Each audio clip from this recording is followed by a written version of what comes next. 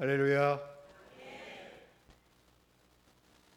오늘도 하나님의 귀한 예배 자리에 나온 여러분들을 사랑하고 축복합니다. 옆에 있는 분들과 한번 인사해 볼까요? 당신은 좋은 나무입니다. 한 번 더 인사해 볼까요? 아름다운 열매를 맺읍시다.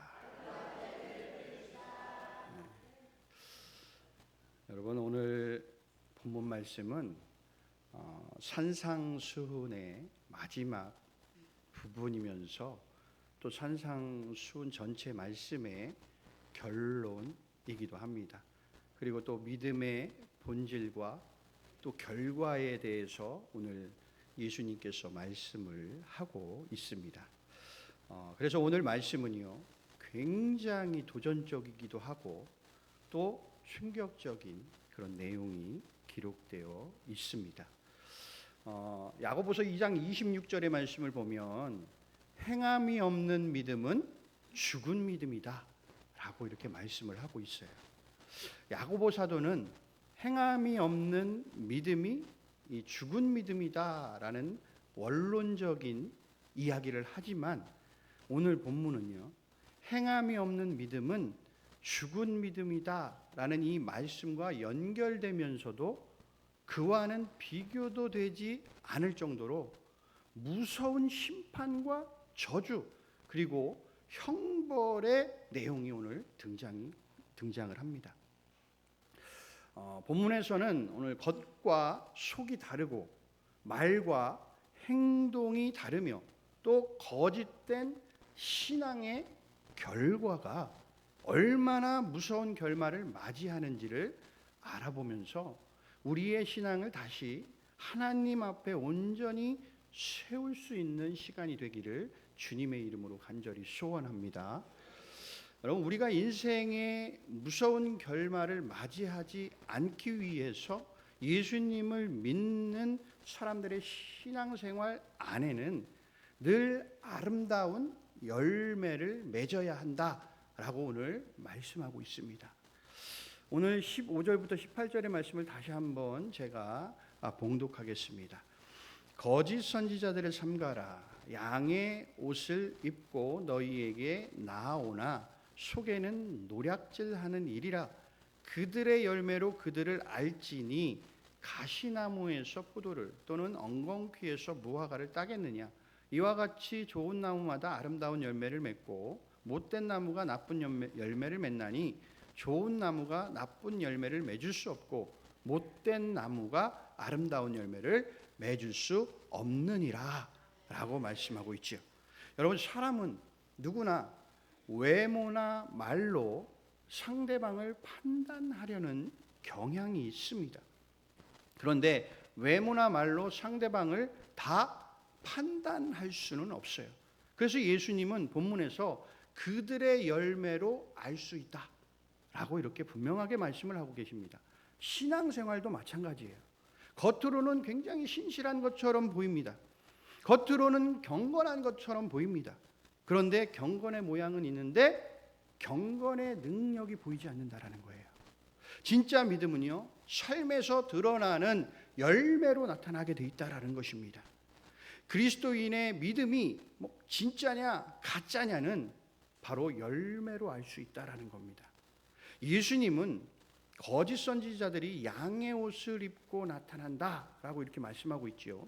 자, 이들은 외형적으로는 온순하고 경건한 사람처럼 보이지만 속마음은 탐욕스럽고 파괴적이다라는 겁니다. 믿음의 사람도 마찬가지예요. 여러분, 믿음의 사람을 우리는 성도와 종교인으로 구분을 할 수가 있습니다. 여러분, 성도는요, 늘 하나님 말씀 앞에 서 있어요. 그들 심령에 성령 하나님이 임재하셔서 좋은 밭을 형성하고 있다라는 거예요. 그래서 그들이 말씀을 들으면 깨달음이 있고 감동이 있고 능력이 나타난다라는 겁니다. 말씀을 들으면 삶에서 그 말씀을 지켜 행하기 위해서 여러분 몸부림치며 살아간다라는 거예요. 그래서 성도들의 삶에는 열매가 반드시 나타난다라는 겁니다.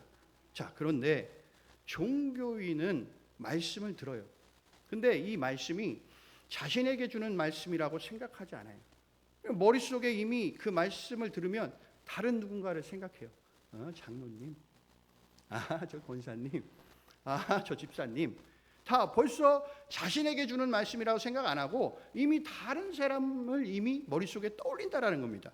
말씀을 듣는 것 같은데 예배가 끝나고 나면 다 이미 온데간데 그 말씀은 사라지고 잊어버립니다. 그래서 길가에 돌밭에 가시밭에 심은 것과 같다라는 거예요. 그래서 삶의 열매가 나타나지 않는다라는 것입니다. 사랑하는 성도 여러분, 우리가 신앙생활을 할 때 말이나 행동만이 아니라 우리 삶에서 드러나는 열매로 진정한 믿음을 우리가 점검해 나가야 한다라는 것입니다.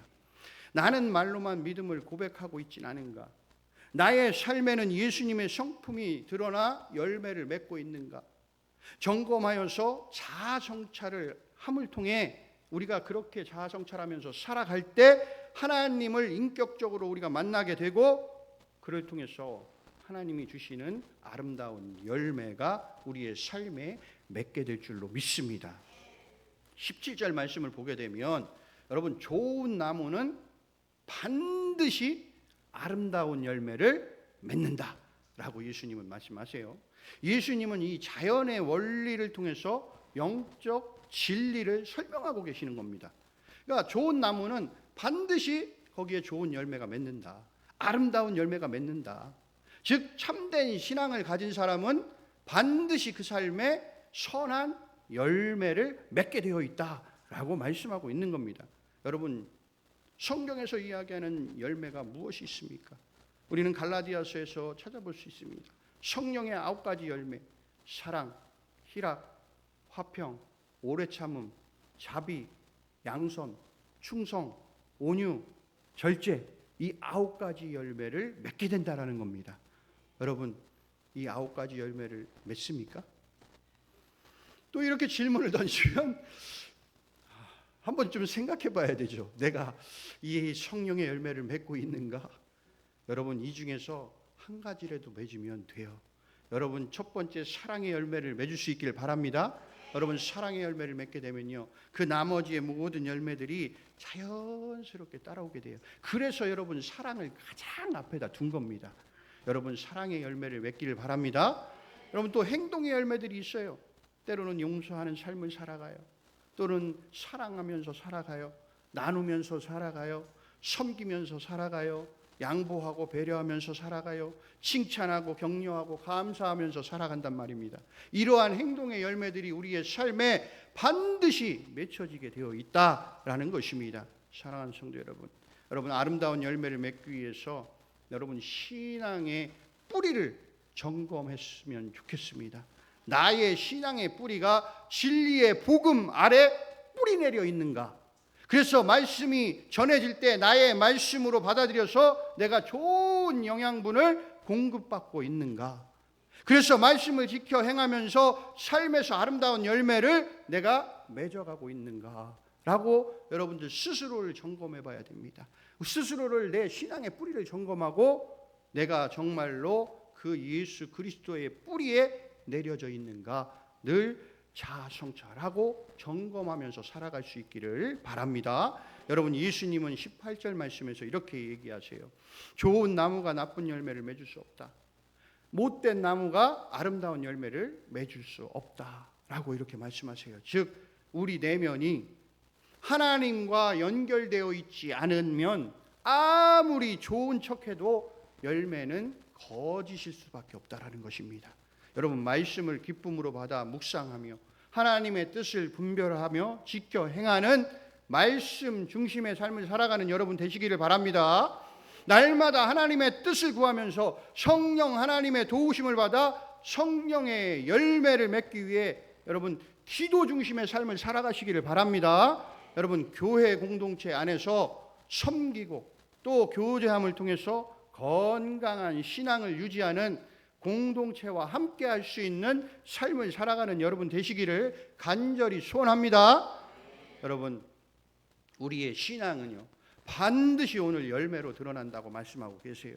하나님은 우리에게 외식이 아닌 진짜 믿음, 진짜 순종, 진짜 열매를 원하신다라는 겁니다. 오늘 말씀을 기억하면서 여러분 이렇게 결단했으면 좋겠어요. 하나님, 제 삶이 주님을 드러내는 아름다운 열매를 맺게 하여 주옵소서. 여러분 이러한 고백이 여러분들에게 있기를 주님의 이름으로 간절히 소원합니다. 여러분 19절부터 이제 23절의 말씀을 보는데 오늘 이 말씀이 굉장히 우리에게 두려움을 주는 말씀입니다. 여러분 반드시 우리에게 심판이 있다라는 거예요. 우리는 반드시 하나님 앞에 설 날이 있다라는 거예요. 여러분 양의 모습으로 설 것인가 염소의 모습으로 설 것인가? 여러분 우리는 늘 경각심을 가지고 여러분 우리를 돌아보며 늘 열매 있는 삶을 살아갈 수 있기를 우리는 점검해야 된다라는 것입니다. 여러분 우리는 종종 이런 이야기를 해요. 하나님은 사랑이시다. 그래서 하나님은 아유 다 받아주시겠지. 다 이렇게 생각할 수 있어요. 그런데 오늘 본문은요, 예수님께서 뭐라고 말씀하십니까? 직접 심판에 대해서 경고하고 계세요. 심판은 반드시 있다라는 겁니다. 그리고 그 심판은 외형적인 신앙이 아닌 실제 삶과 순종으로 판단하겠다라는 겁니다. 여러분 심판은 열매로 판단되는데 예수님은 좋은 열매를 맺지 않는 나무는 어떻게 한다? 찍어서 불에 던지겠다라고 말씀하세요. 여러분 이게 얼마나 무서운 말씀입니까? 오늘 이 말씀이 여러분 생각하실 때는 이 말씀은 저기 세상이 안 믿는 사람들 얘기겠지. 여러분 이렇게 생각할 수 있어요. 그런데 절대 그렇지 않아요. 제가 말씀드리지만 늘 여러분들에게 말씀드리면 이 성경의 말씀은요. 지금 내가 예수님을 믿겠다라고 하는 모든 사람들에게 이야기하고 있는 하나님의 말씀입니다. 그래서 오늘 이 말씀은 누구에게 하고 있는 거냐면 우리에게 하고 있는 거예요. 우리에게. 너희들 좋은 열매 안 맺으면 너희들 예수 믿는다고 하는데 교회 나온다고 하는데 예배 드린다고 하는데 너희들 좋은 열매 안 맺으면 내가 어떻게 하겠다? 찍어가지고 불에 던지겠다. 찍어가지고 너희들 어떻게 하겠다? 지옥에 보내버리겠다. 이렇게 말씀하고 있는 겁니다. 여러분 하나님은요 우리의 직분 너가 장로냐 목사냐 권사냐 안수집사냐 이거 신경 쓰지 않으세요. 외모? 잘생겼다 못생겼다? 그걸로 판단하시지 않아요. 학력? 네가 박사학위를 받았냐? 네가 중졸을 했냐? 초졸을 했냐? 이걸로 판단하시지 않습니다. 하나님은 우리의 중심을 보신다라는 거예요. 여러분도 우리의 삶의 열매를 보신다라는 거예요. 성령의 열매를 맺었냐 안 맺었냐? 그 열매를 보고 판단하신다라는 겁니다. 여러분 열매 없는 신앙은요 죽은 신앙이에요. 그래서 결국에는 찍혀서 불에 던져지는 겁니다. 여러분 여기는 우리가 잘 알고 계시잖아요. 포도 농사 짓잖아요.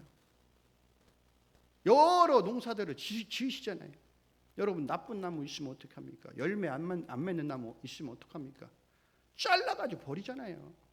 과감하게. 여러분 마찬가지. 예수님도 판단하신대요.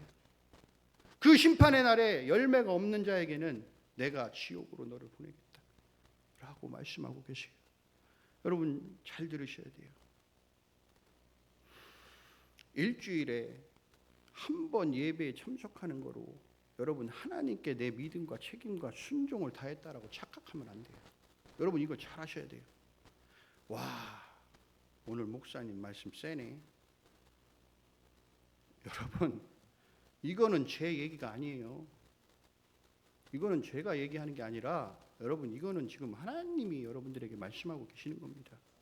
여러분 예배를 통해서요 회개와 순종의 열매가 나타나지 않으면 하나님 앞에서는 아무 의미가 없다라는 거예요. 여러분 본인의 신앙도 마찬가지예요. 삶의 신앙에 여러분 아무런 의미가 없대요. 뭐가 없으면 회개와 순종이 없으면. 여러분 회개와 순종의 열매가 우리에게 맺어져야 된다는 거예요. 여러분 회개와 순종의 열매가 있으면요 잘 생각해 보세요. 내가 주일 한 번의 예배로 끝나겠어요? 절대 그렇지 않아요. 여러분 더 큰 사모함이 심령에 불같이 일어나게 돼 있어요. 그래서 예배의 자리를 더 사모하게 되고 기도의 자리를 더 사모하게 되고 전도하는 자리에 힘쓰게 되고 공동체와 함께하는 애쓰고 힘쓰는 자리에 뭐한다? 함께할 수밖에 없다라는 것입니다. 여러분, 입술의 고백보다 중요한 것이 뭡니까? 순종이에요. 여러분, 1000번 만번의 제사보다 중요한 게 뭡니까? 순종이에요. 여러분, 매 시간 예배에 참여하는 거 매우 중요해요. 그것은 삶의 변화가 일어나고 있다라는 증거이기도 하고, 여러분, 회개와 순종의 열매가 나타나고 있는 영적 변화이기 때문에 그렇습니다. 여러분, 말로만 오늘 이야기해요. 성경은 주여 주여 하는 신앙은 뭐한다? 통하지 않는데요. 21절 말씀 뭐라고 하십니까? 주 예수님이 주여 주여 한다고 해서 모두 너희들 천국에 들어간다라고 착각하지 말아라. 입술로는 주님이라고 부르는데 하나님의 뜻대로 살지 않는 자는 여러분 구원받지 못한다라고 오늘의 말씀에서 경고하고 있습니다. 여러분, 하늘에 계신 우리 아버지 하나님께 그 하나님의 뜻대로 행하는 자가 되기를 간절히 소원합니다. 하나님의 뜻대로 행한다라는 건 뭐냐? 하나님의 말씀에 순종한다라는 것입니다. 여러분, 꼭 하나님 말씀에 순종할 수 있기를 주님의 이름으로 축복합니다. 여러분, 예수님께서 오늘 22절에서 굉장히 중요한 말씀을 하세요. 보세요. 종교적 활동이 너희들 구원의 증거가 아니야 라고 말씀하세요. 왜냐하면 이게 굉장히 충격적인 말씀이거든요. 자, 그날에 많은 사람이 주의 이름으로 선지자 노릇하고 그리고 귀신도 쫓고 그리고 권능을 행했어요. 그래서 그들이 얘기해요. 내가 이렇게 예수님 하나님 내가 선지자 노릇도 했어요. 내 귀신도 쫓았어요. 병자도 치유하고 능력을 행했어요. 라고 이렇게 얘기를 했어요.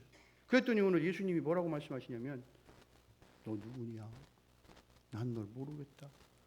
나를 도무지 네가 무슨 얘기 하는지도 모르겠다. 라고 오늘 말씀하세요. 여러분, 하나님의 이름으로 능력을 행해도요, 불순종의 삶을 살았다면 아무 소용이 없는 겁니다. 은사와 사역이 구원의 증거가 된다라는 게 아니에요. 여러분, 관계와 순종이 구원의 증거가 된다라는 거예요.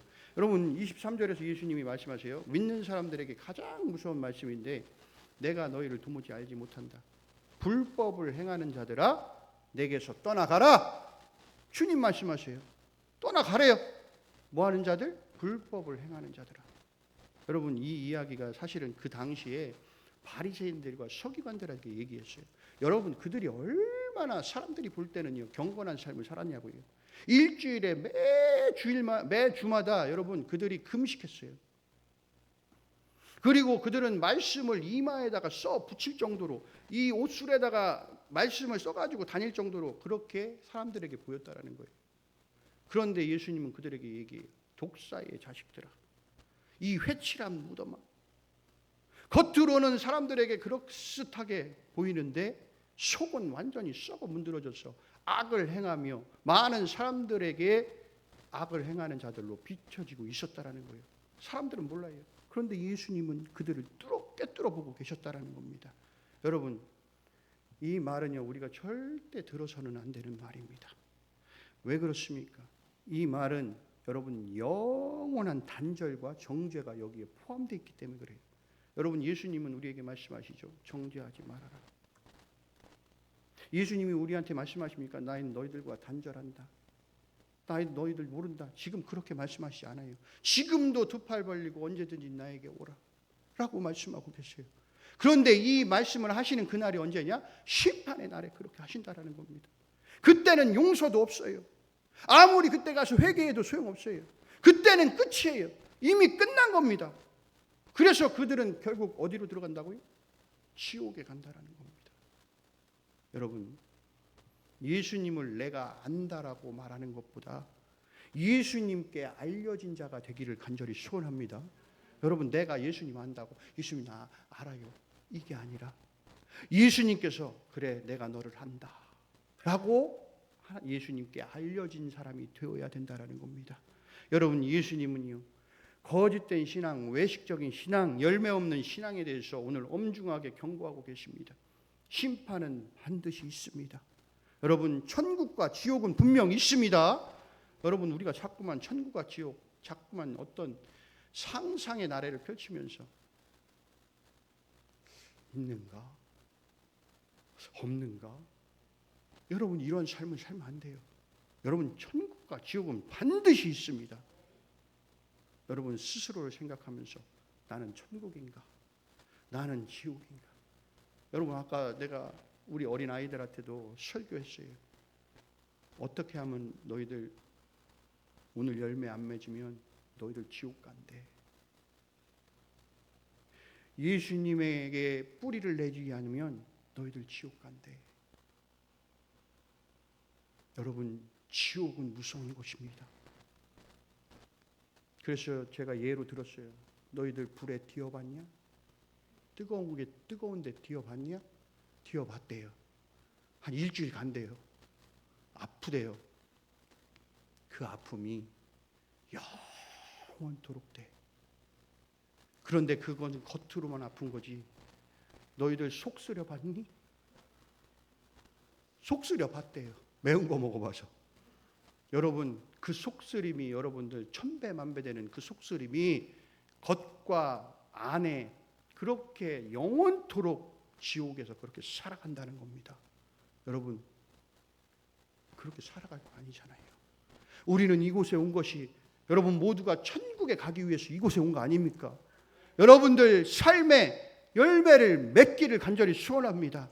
그래서 여러분 하나님 나라에 모두가 들어가서 그때 모두 만나서 기쁨으로 서로 만나면서 부둥켜 알면서 우리가 천국에 왔다고 여러분 이러한 삶을 우리가 살아갈 수 있기를 간절히 소원합니다.